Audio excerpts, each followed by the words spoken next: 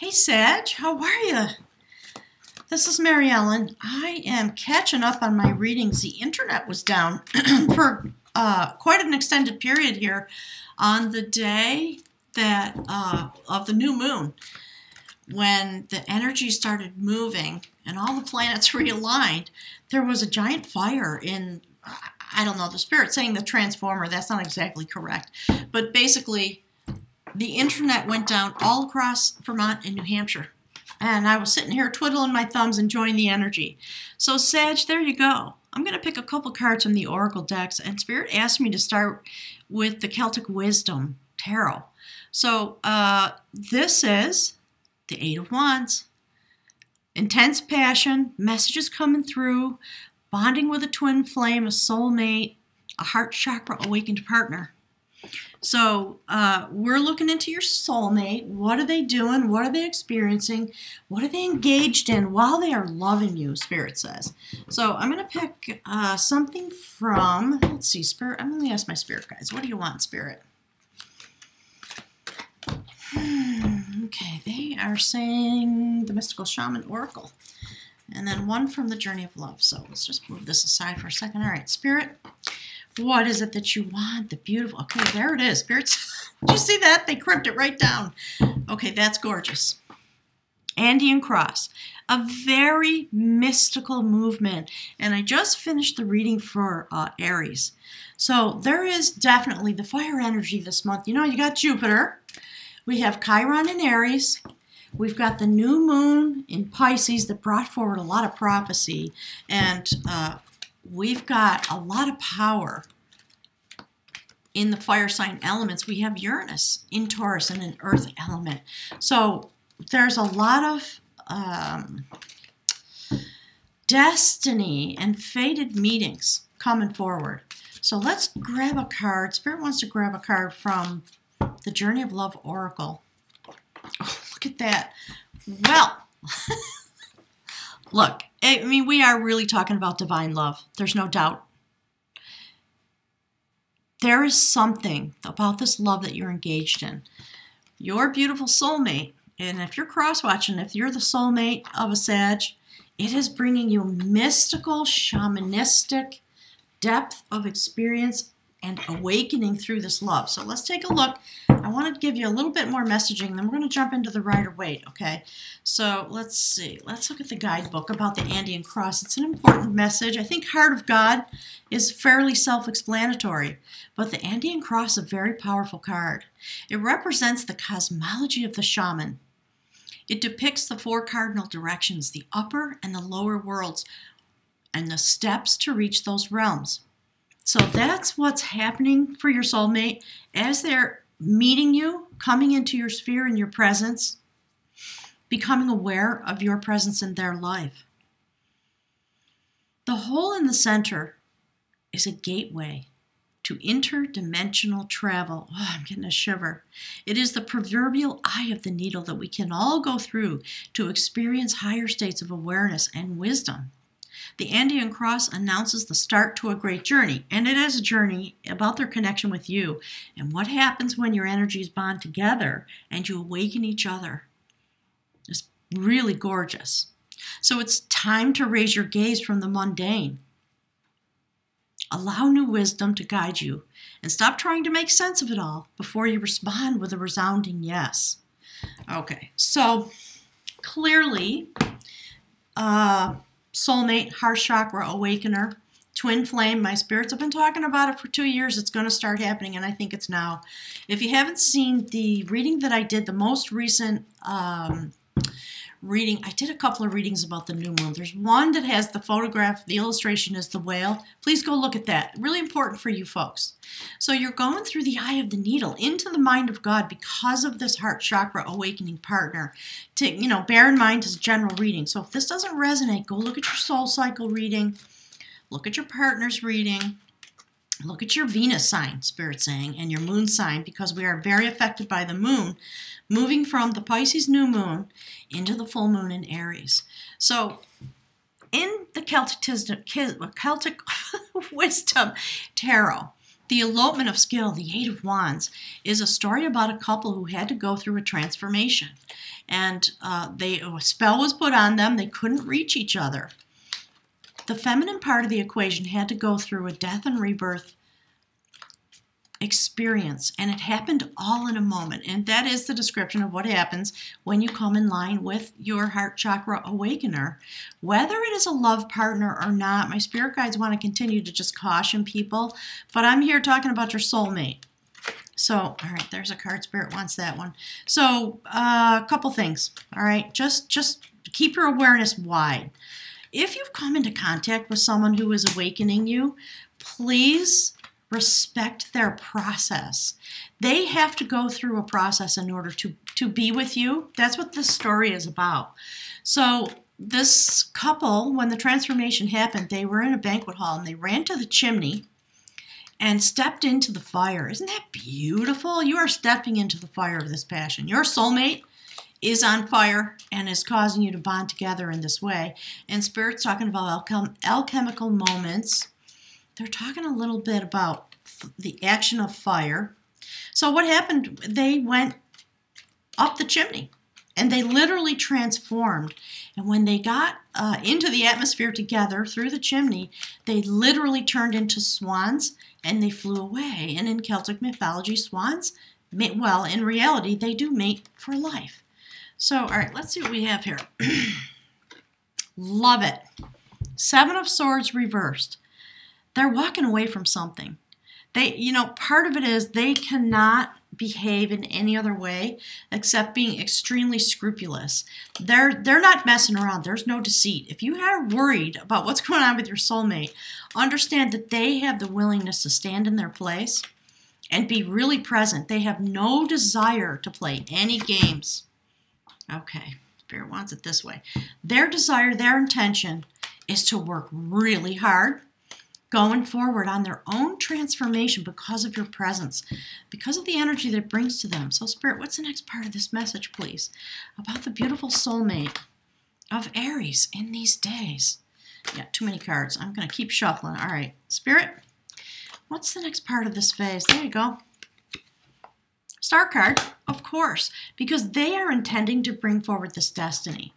And, you may be in the presence of somebody who's had some difficulties, who's experiencing a total change of character, coming into a place of complete honesty. Spirit says brutal honesty because of something that has happened when you came into their life, when they discovered you, when you stood in front of them and they knew. All right, Spirit, what's the next piece of this message, please? About the Andean cross, about the soulmate. Look, it's about going to the temple. So this is about being in alignment while the temple is being built. So we see this young worker, an intern, Spirit often calls this person, who's literally building the temple. And the powers that be, the mystical realm, comes to him or her, Spirit says, and asks them, how is your progress? Do you need anything? How can we assist you? And what this person is doing is shining a light on the plans. So they're coming into some kind of illumination when they go through this Andean cross. Something very intense is changing, and it's causing them to work to transform themselves in a way that they never anticipated. Look, Death card, absolute transformation coming forward because of the work they're doing. All right, Spirit, what's the next part of this message, please? About the beautiful Sagittarius soulmate. What is it that you want us to know? What can help them? There's the card.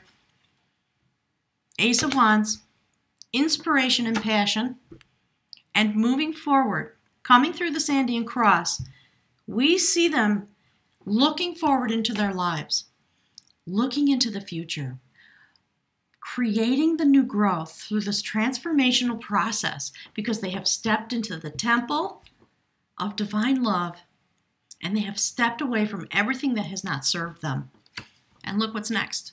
So we are talking about Heart Chakra Awakener for some of you.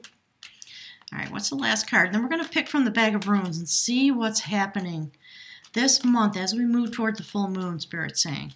Spirit, what's the last piece of this message, please? For beautiful Aries, for their soulmate, what is it that's going to round out this message, Spirit says. Okay. Look at that. The High Priestess.